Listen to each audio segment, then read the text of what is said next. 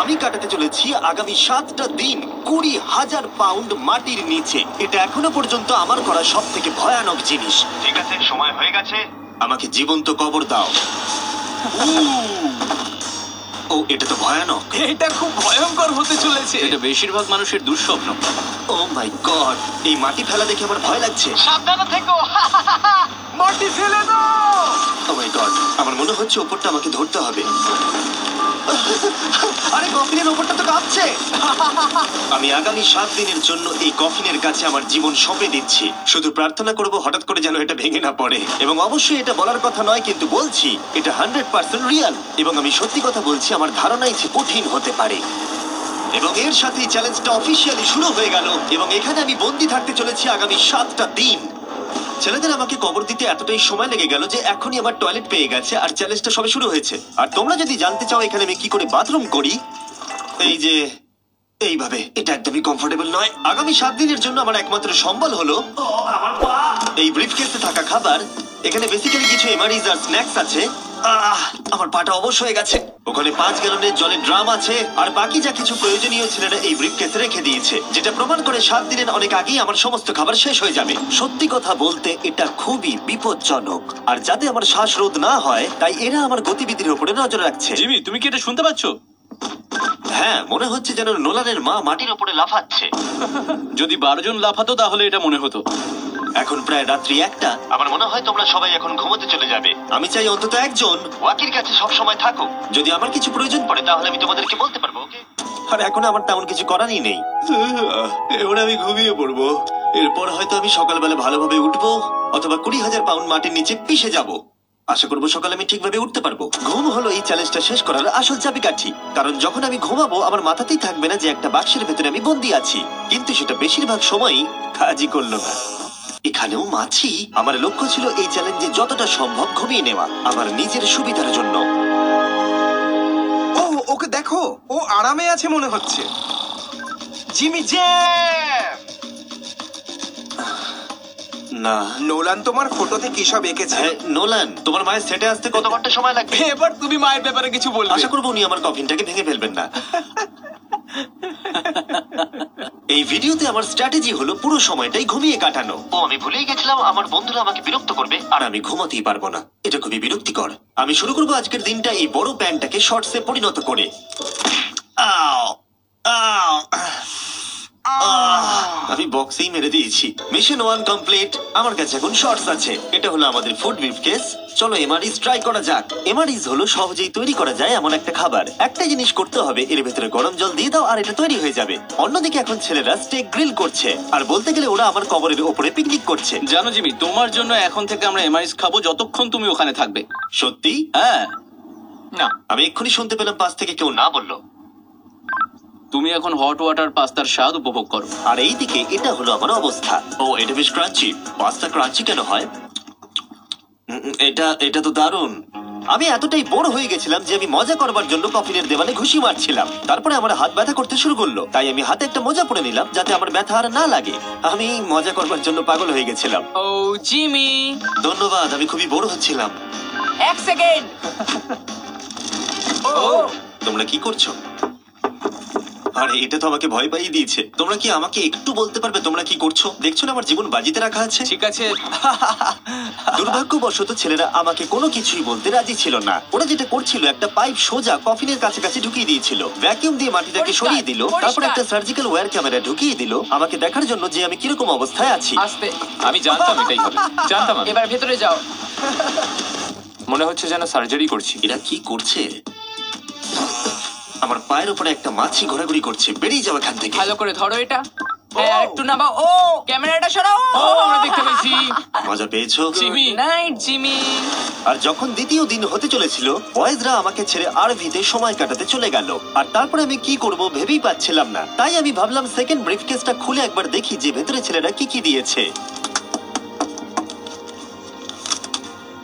ওই দেখো, কার্ডটা খুলছে। এটা কি নোলানের মা? আমি একটা ফটো পেয়েছি তোমার মায়ের। ভাই, এটা তুমি করেছো? বলো, এটা কি করেছে? নোলান, এটা কি তোমার মা? ও মাই গড, বুকে নিয়ে শুয়ে আছে। ও মাই গড। এই ছবিটা হারিয়ে ফেলার বদলে আমি যদি ভাবি এই চ্যালেঞ্জটা আমাকে কি জন্য কুইট করতে হবে, প্রথমত ভিতরে পুপ করা যাবে না, তারপরে পিঠে ব্যথা, পিঠে ব্যথা, পিঠে ব্যথা, আর হয়তো আরো বেশি পিঠে ব্যথা। আর তোমরা অবশ্যই বলতে পারো এটা এখনই আমার জন্য কঠিন হয়ে উঠছিল, আর প্রতিবারের মতোই তোমরা বাজি ধরতে পারো যে এটা আরো খারাপ হতে চলেছে। এখন খুব জোর বৃষ্টি হচ্ছে, একটা বাজ পড়ার আওয়াজ আমার ঘুমটা ভেঙে গেল। নোলান, ওঠো, আমাদের একবার জিমিকে দেখে আসা উচিত। ও ঠিক আছে তো? আমার সত্যি বলতে একটু চিন্তা হচ্ছে। দেখে মনে হচ্ছে বৃষ্টিটা খুব জোরেই হয়েছে। আচ্ছা, মাটিটা ভারী হয়ে গেছে। মাটিতে জল পড়লে মাটি তো ভারী হয়ে যায়। জিমি! ওকে জাগানোর আমার কাছে একটা আইডিয়া আছে।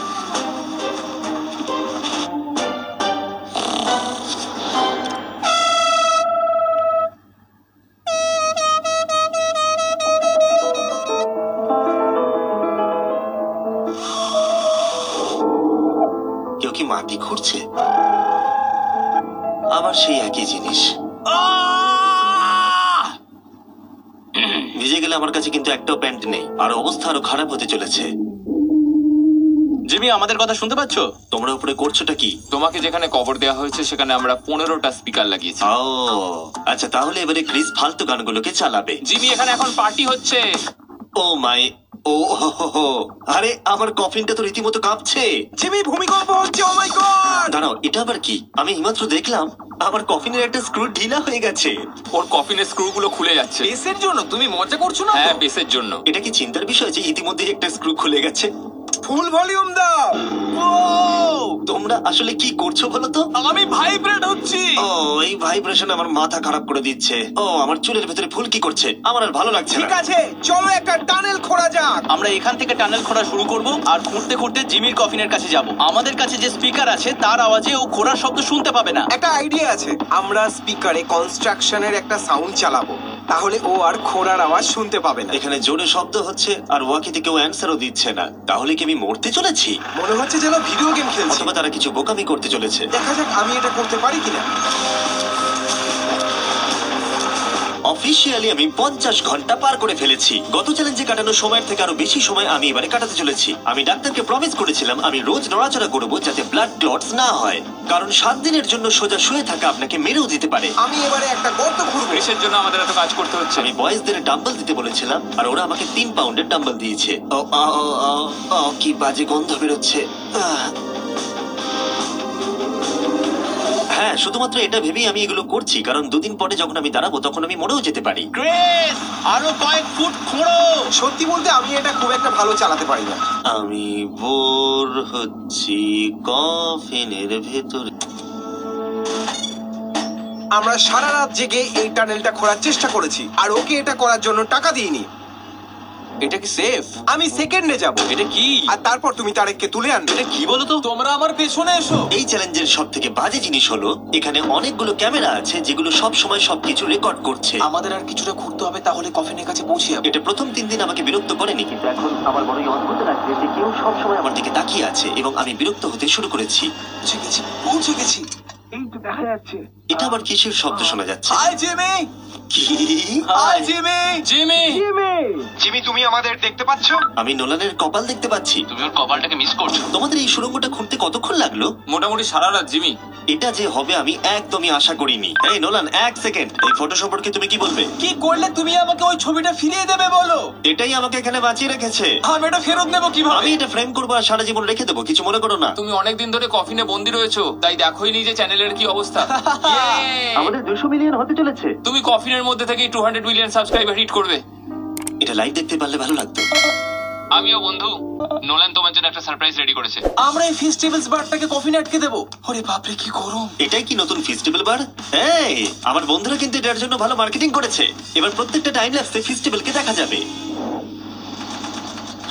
আশা করবো কালকের দিনটা সহজ হবে। বড় অদ্ভুত লাগছে, যেন মনে হচ্ছে আমি খুবই ক্লান্ত, কিন্তু কোনো একটা কারণে আমি ঘুমোতেই পারছি না। আমি জানি না কেন এর আগে এরকম হয়নি। আমি কেন কাঁদছি জানি না।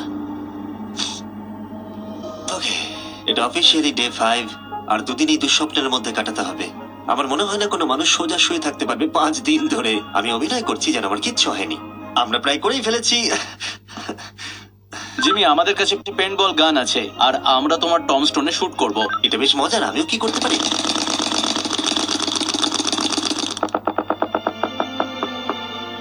আমি জানি না ওদের কি বলা উচিত। জিমি, তুমি ভেতরে মজা করার জন্য কি করছো? কিচ্ছু নয়, আমি মানসিক যন্ত্রণায় আছি। তুমি কি পুপ করেছো?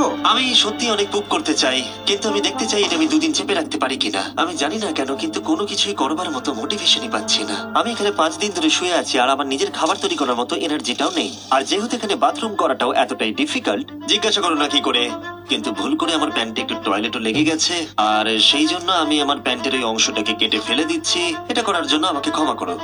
এটা ছিল খুবই বিরক্তিকর। জিমি ঠিক আছে, আমরা এখানে দাঁড়িয়ে আছি, তুমি কল করে নাও। ভাই কেন করছো? আরেকবার প্লাগ করে দাও। আমি শুধু 2 মিনিট চাই, যাতে আমার গার্লফ্রেন্ড জানতে পারে যে আমি বেঁচে আছি। চলো খেতে যাই। ঠিক আছে।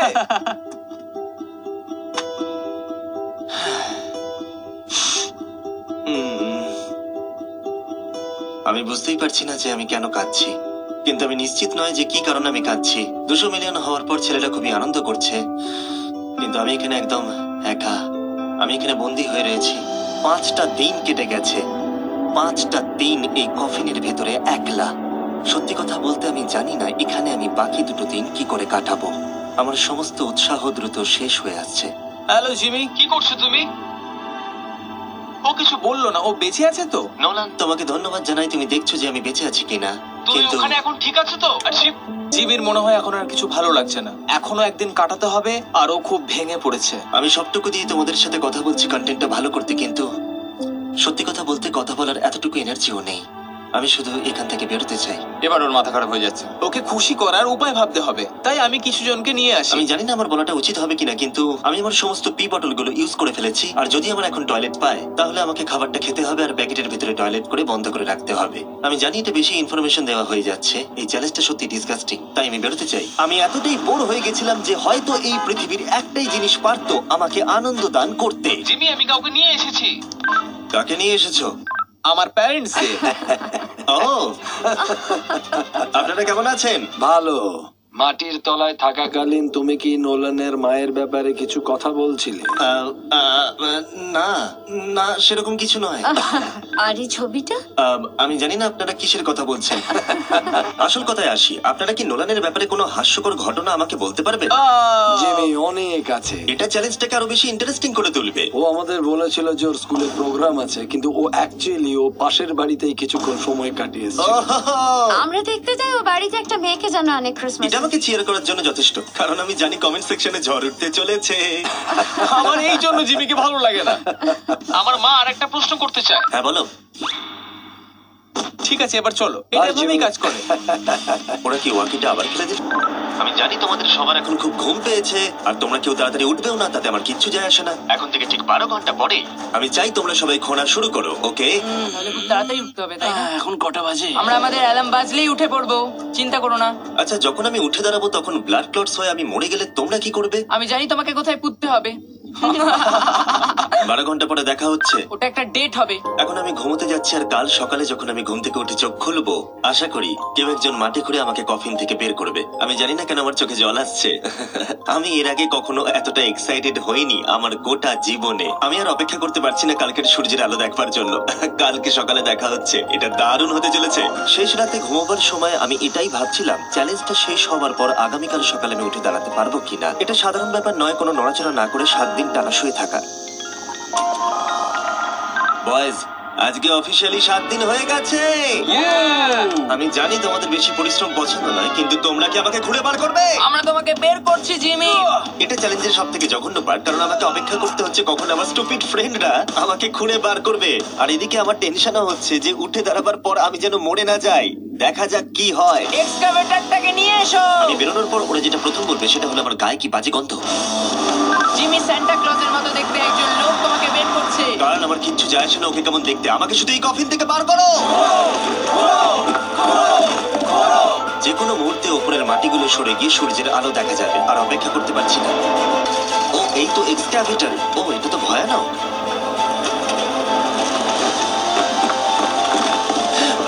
আমি সূর্যের আলো দেখতে পাচ্ছি। জিমি! সব ঠিক আছে তো? এটা বলে বোঝানো কঠিন যে 7 দিন না দেখার পরে সূর্যটাকে দেখে আপনার কেমন লাগবে। ও মাই গড, আমি আবার কাঁদতে শুরু করলাম। জানি না কেন আমি চোখের জল আটকাতেই পারছিলাম না। আমরা পেরেছি, আমরা পেরেছি। এখন একটাই প্রশ্ন মাথায় ঘুরছে যে যখন আমি উঠে দাঁড়াবো আমি যেন ব্ল্যাক ক্লটস হয়ে মরে না যাই। সেটা আর কিছুক্ষণ পরেই দেখা যাবে। জিমি তুমি তৈরি? আমার উপরে ফেলো না। ও ওখান থেকে কি গন্ধ বেরোচ্ছে? আমি জানতাম তোমরা এটা বলবে। এটা আমি একটু আগেই বলেছি। আগামী দেখি ব্লাড ক্লট হয়ে মরে যাচ্ছি কিনা, তারপরে সেলিব্রেট করো। দাঁড়াও একটুখানি বসো। আরে দাঁড়াও দাঁড়াও দাঁড়াও দাঁড়াও, ডাক্তারকে নিচে এসে একবার দেখতে দাও। তোমার কি নার্ভাস বা ক্লান্ত লাগছে? না তেমন কিছু নয়। ব্যাস, তাহলে আর কোনো চিন্তা নেই, সব ঠিক আছে। সপ্তাহে প্রথমবার দাঁড়াচ্ছি। ও মাই গড, আমার পাটা তো কাঁপছে। ও আমি মরে যাইনি। এই তো, খুব ভালো। আমি ঠিক আছি। আমার মনে হচ্ছে আমার মাথায় রক্ত উঠে গেছে। এটা কিন্তু বলতে গেলে দারুণ অভিজ্ঞতা, কিন্তু আসল সারপ্রাইজ অপেক্ষা করছিল উপরে উঠে আসার পরে। ও ওয়াও, এখানে তো অনেক লোক। 7 দিন পরে ফাইনালি আমি আমার চ্যানেলের 200 মিলিয়ন সাবস্ক্রাইবার হওয়া সেলিব্রেট করতে পারলাম, সেটাও ঠিকঠাক এটা ভাবে। 200 মিলিয়ন সাবস্ক্রাইবারের সেলিব্রেশন ভাই। তাহলে তোমরা সবাই আমার আন্ডারওয়্যার দেখে নিলে। ভিডিওটা আমি এবারে শেষ করব, আর প্রতিবারের মতোই বিস্ফোরণ দিয়ে এটা শেষ করছি।